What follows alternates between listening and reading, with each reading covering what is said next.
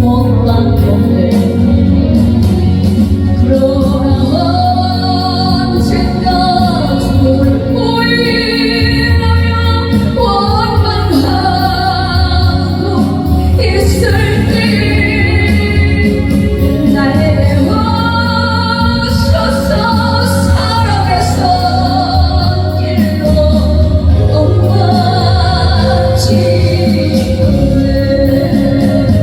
거절할 수 없어 외면할 수 없어 주님의 그 손을 잡았었네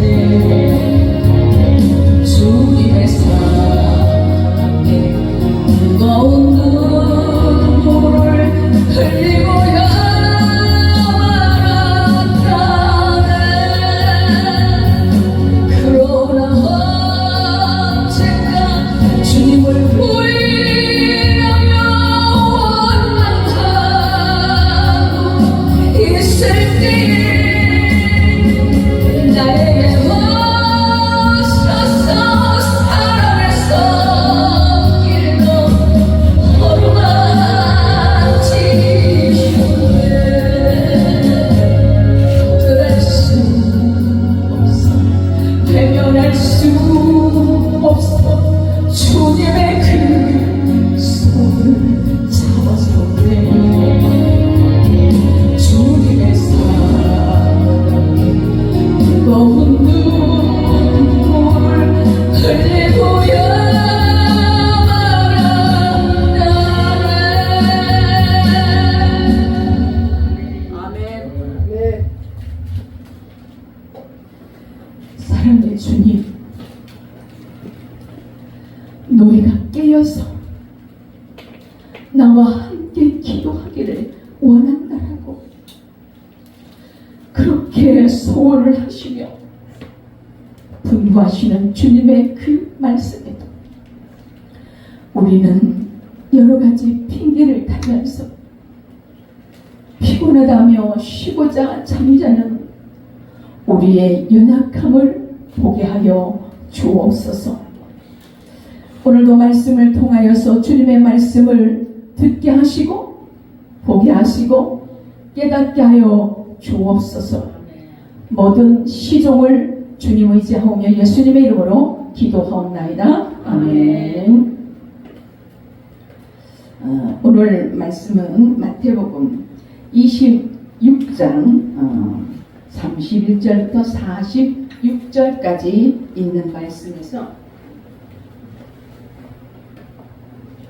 아버지의 원대로 하옵소서라는 제목으로 함께 은혜를 나누고자 합니다.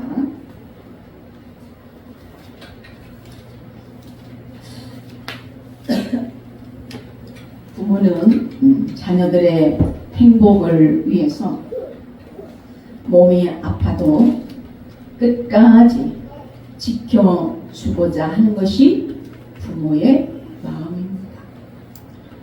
그런데 자녀들 또한 부모의 행복을 위해서 마음을 기쁘게 해드리고자 하지만 자녀는 부모의 마음을 따라갈 수 없는 것 같습니다. 그런데 오늘 본문에서 잠깐 있는 행복이 아니라 아버지의 영원한 행복을 위해서 죽기까지 아버지의 그 뜻을 이루시는 분이 있습니다.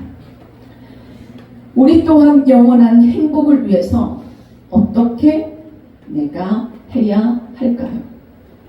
첫 번째로 자기 확신을 버리고 아버지의 뜻을 알아야 합니다. 31절부터 35절을 보겠습니다. 그때 예수께서 제자들에게 이르시되 오늘 밤에 너희가 다 나를 버리리라. 기록된 바 내가 목자를 치리니 양의 떼가 흩어지리라 하였느니라. 32절 그러나 내가 살아난 후에 너희보다 먼저 갈릴리로 가리라. 33절 베드로가 대답하여 이르되 모두 주를 버릴지라도 나는 결코 버리지 않겠나이다. 34절 예수께서 이르시되 내가 진실로 네게 이르노니 오늘 밤 다 울기 전에 네가 3번 나를 부인하리라. 35절 베드로가 이르되 내가 주와 함께 죽을지언정 주를 부인하지 않겠나이다 하고 모든 제자도 그와 같이 말하니라. 아멘. 31절을 보게 되면 예수님께서 스가랴 13장 7절의 말씀을 인용하시면서 예수님의 십자가를 져야 할 예고의 말씀을 하십니다. 오늘 밤에 라는 이 말은 이 사건이 6월절 만찬이 끝난 후 얼마 안 있어서 일어날 것임을 이렇게 분명하게 말씀해 주시는 것이죠. 그럼에도 불구하고 제자들은 예수님께서 고난의 죽임을 당해야 한다는 이 사실을 이해하지 못하는 거예요. 예수님과 3년 동안 그렇게 쫓아다니면서 훈련을 받았음에도 불구하고 예수님의 말씀을 들리지 않습니다. 이해가 안 됩니다. 깨달아지지 않습니다. 35절을 보니까 제자들이 예수를 버리는 일이 어떻게 가능할 수 있는지에 대해서 이해하지 못하고 있어요. 그러나 예수님은 성경을 인용하시면서 끝까지 이에 대하여서 예고해 주심으로 곧 맞이할 순한 사건들로 인하여서 제자들이 당황하거나 또한 두려워하지 않도록 주님은 세심한 배려까지 해주시는 말씀이에요. 그리고 예수님께서 십자가를 지시기 전 마지막 만찬에서 예수님의 살과 피를 먹은 제자들은 힘을 얻고 주님을 찬미하면서 감람산으로 갔습니다. 그런 때 예수님이 너희가 다 흩어지리라고 말씀하시죠. 그러나 베드로를 비롯한 제자들은 그런 일은 절대 없다고, 결코 주님을 버리지 않겠다고 자기 확신에 찬 장담을 하고 있습니다. 결코 베드로의 순간 자기 확신에 찬 이 장담이 오늘 말씀에서 나를 보는 듯 하면서 오늘 저와 여러분, 이 제자들의 확신에 찬 그 장담이 나를 보는 듯 해석이 되어야 합니다. 사랑하는 성도 여러분, 사람은 건강할 때, 재물이 있을 때 내가 이렇게 하겠노라고 순간적 자기 확신에 찬 장담을 합니다. 또한 결혼할 때 당신만을 내가 사랑하겠노라고 이렇게 장담하면서 서약까지 합니다. 나는 절대 이런 죄를 짓지 않노라고 장담을 합니다. 나는 당신을 배신하지 않겠노라고 확신에 찬 이러한 장담을 하기도 합니다. 그런데 많은 세월을 지나고 보면 자신의 장담이 지켜지지 않음을 우리는 알 수 있습니다.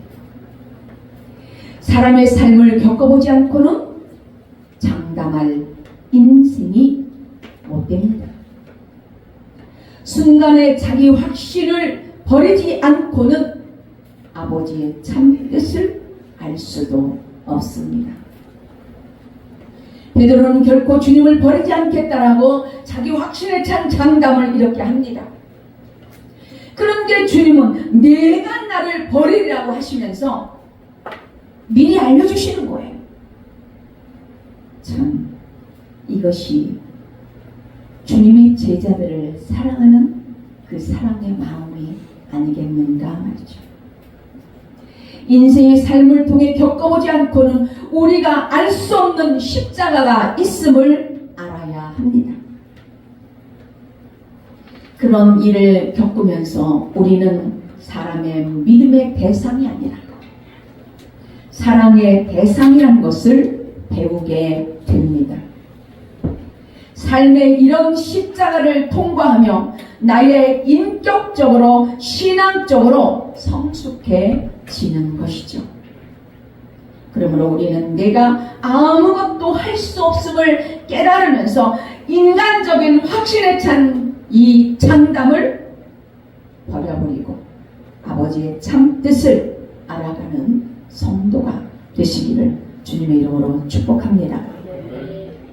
두 번째는 우리는 깨어 기도해야 합니다. 36절부터 39절을 제가 보겠습니다.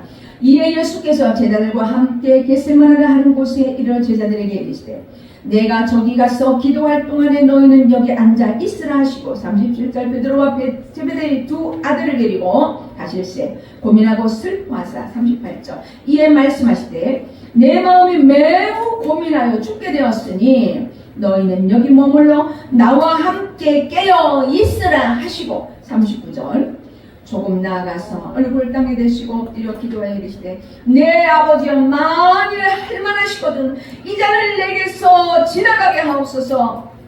그러나 나의 원대로 하옵시고 아버지의 원대로 하옵소서 하시니라. 아멘.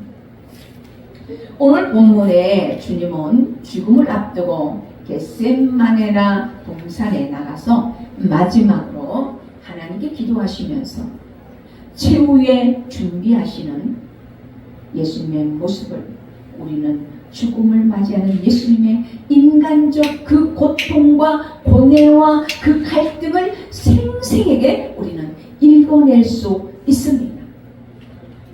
제가 이 말씀을 준비하면서 어떤 생각이 들었냐면 주님이 제자들을 보실 때 너무너무 답답하셨겠다.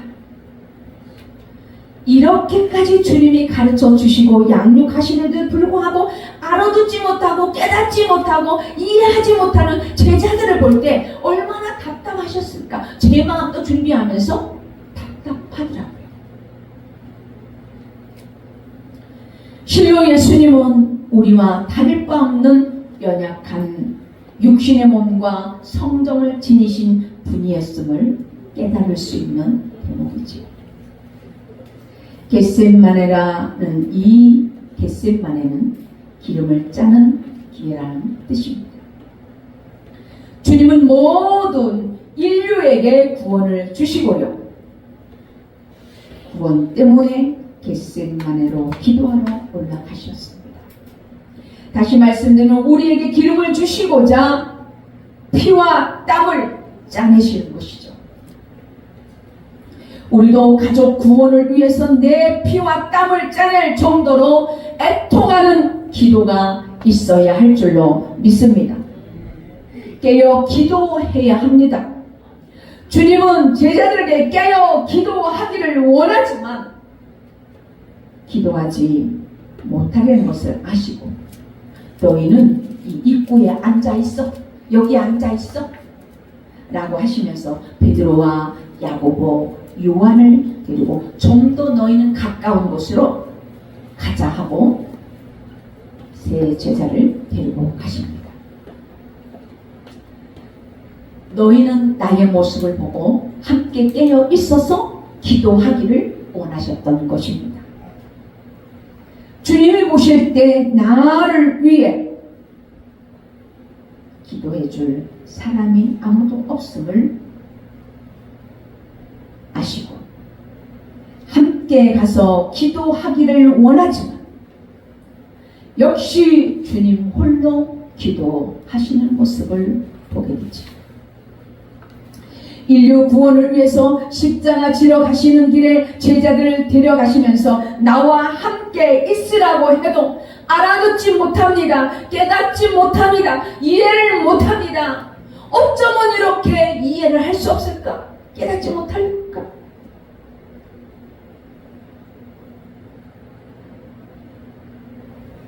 주님이 보실 때 우리도 그러지 않나 하는 나를 보는 듯 했습니다. 그렇게까지 기도하자, 함께 기도하자, 깨어 기도하자, 함께 일어나자 함에도 불구하고 알아듣지 못하는 제자들의 그 모습, 아무도 주님과 함께하지 못하는 그들의 모습, 그걸 아시고 주님이 고민하고 슬퍼하십니다. 대제사장과 서기관들은 예수를 죽이려고 온갖 이렇게 주님을 죽이려고 술을 씁니다. 제자는 스승을 팔아 넘깁니다. 그러므로 세상에 내 편이 아무도 없음을 주님은 참 일러하셨을 것입니다. 주님은 육체에 계실 때 죽음 앞에서 심한 고통과 그 통곡으로 눈물로 아버지께 소원을 드립니다. 그러면서 땅에 얼굴을 내쉬며 낮아질 만큼 낮아지셨습니다. 그리고 나의 원대로 마옵시고 아버지의 원대로 하옵소서라고 이렇게 말합니다. 주님은 고통과 죽음이 싫어서가 아닙니다. 아버지의 뜻을 이루기 위하여서 인류 구원을 위해서 죽는 것입니다.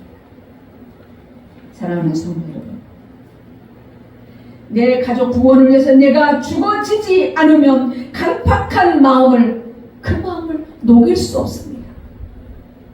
내가 이렇게 정말 주님 앞에 애통하는 마음으로 내가 죽어지지 않으면 강팍한 마음을 돌이키게 할 수 없습니다. 상대는 내 마음을 더 잘 보고 있습니다.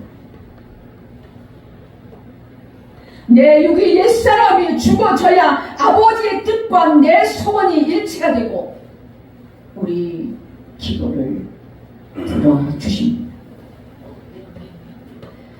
40절과 41절을 제가 보겠습니다. 제자들에게 오사 그 자는 것을 보시고 베드로에게 말씀하실 때 너희가 나와 함께 한 시간도 이렇게 깨어 있을 수 없더냐?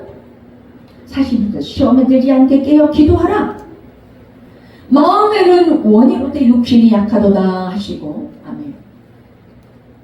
제자들은 예수님께 시험에 들지 않게 깨어 기도하라고 그렇게 훈련 받았음에도 알아듣지 못하고 있습니다.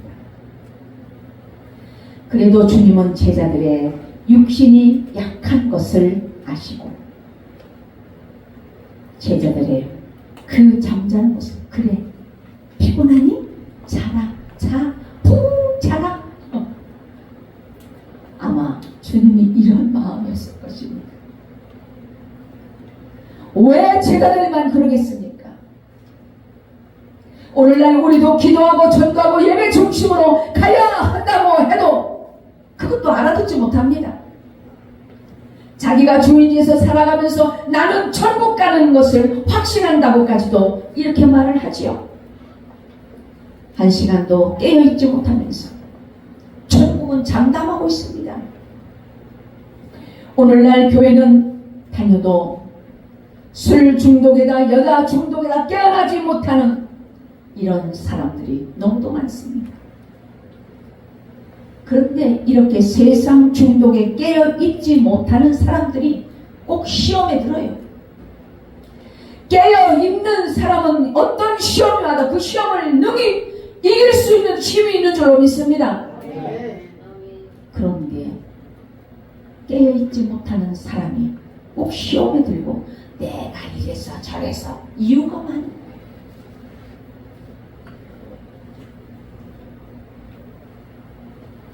주님이 모실 때 그래 푹 자거라 자 그렇게 하실까요? 한번 내 자신에게 자문해 보시기 바랍니다. 42절 44절까지 보겠습니다. 다시 두 번째 나아가 기도하여 이르시되 내 아버지여 만일 내가 마시지 않고는 이 잔이 내게서 지나갈 수 없거든 아버지의 원대로 되기를 원하나이다 하시고 43절 다시 오사 보신즉 제자들의 잔이 이는 그들의 눈이 피곤함이더라. 44절 또 그들을 두시고 나아가 세 번째 같은 말씀으로 기도하신 후 아멘. 예. 제자들은 예수님의 사랑한다고 하면서 예수님이 죽으러 가시는 예수님을 위해서 아무도 기도하지 않아요. 아무도 심각하게 듣지 않아요. 못해요. 이렇게도 태만할 수 있을까 하는 생각에 제 마음이 말씀을 준비하면서 답답함이 느껴졌습니다. 참 몇 번째 이렇게 말을 하는데도 깊은 잠에 들어있어요. 제자들의 그 모습이 우리를 보는 듯 하였습니다.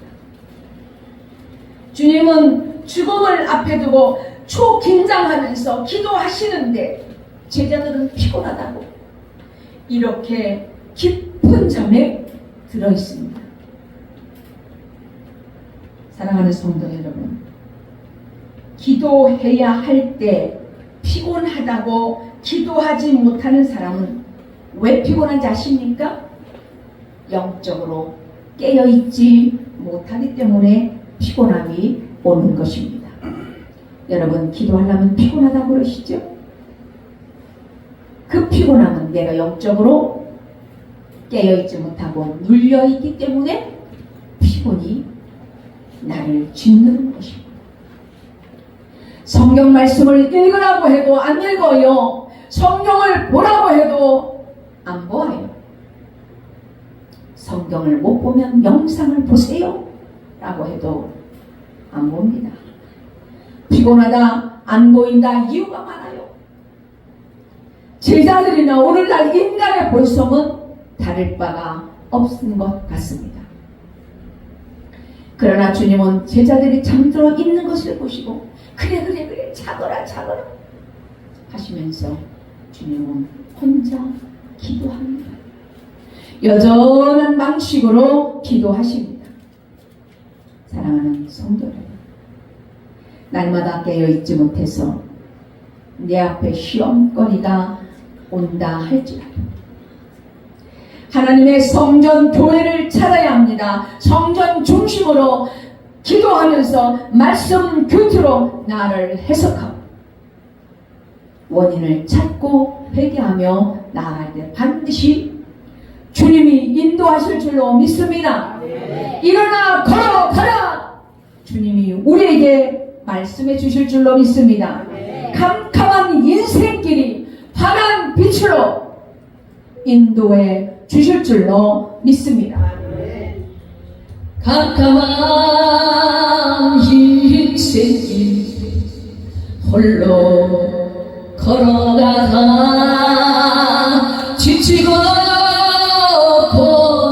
곤하여 내 영혼 깊은 잠이 들었었네. 어두운 죄 앞에 길을 걸어가다 사나워지 끼요 내 영혼 깊은 잠이 들었었네. 내 영혼 어둠 속에 방황할 때 어디선가 들려오는 주님 음성 깨어라 일어나라 달리다 쿵 일어나라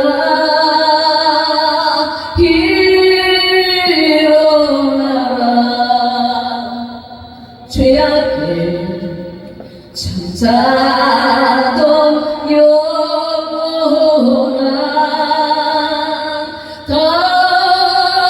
달리다 쿵 깨어라 일어나 걸어라 어두운 물러가고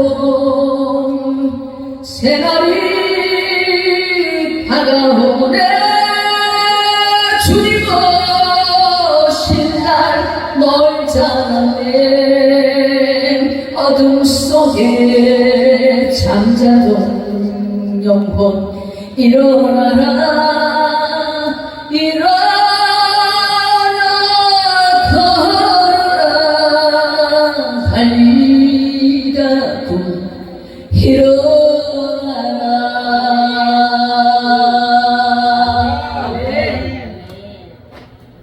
사랑하는 성도 여러분, 여러분의 구원을 위해서 외로운 인생길을 걸어가십니까? 세상의 재물을 위해서 걸어가십니까? 자신에게 자문해 보십시오. 나는 무엇을 위해 걸어가고 있는가? 오늘 내가 깨어서 기도하며 예배의 중심으로 나아가는 성도가 되시기를 주님의 이름으로 축복합니다. 세 번째는 때가 왔으므로 일어나 함께 가야 합니다. 45절, 46절을 제가 보겠습니다. 이에 제자들에게 오사 이르시되 이제는 자고 쉬라. 보라, 때가 가까이 왔으니 인자가 주의 손에 팔리느니라. 46절 일어나라. 함께 가자. 보라, 나를 파는 자가 가까이 왔느니라. 아멘. 주님은 죽기 전까지 제자들이 깨닫지 못할 것을 아시고 이제는 자고 쉬라. 자고 쉬어. 라고 이렇게 말씀하십니다. 왜 그러셨을까요? 때가 가까이 왔고 내가 너에게 기대할 것이 없다. 너에게 기대할 것이 하나도 없다라는 이런 표현인 듯합니다. 제자들이 주님 죽기 전까지 돌아오지 못할 것을 아시고 그래 자고 쉬라 하시면서 안타까운 심정으로 혼자 기도하시면서 뜬 눈으로 제자들을 지켜보셨을 것입니다. 그럼에도 주님은 일어나라, 일어나라, 함께 일어나서 나와 함께 가자. 끝까지 일어나라, 나와 함께 가자 라고 주님은 제자들에게 이렇게 말씀하십니다.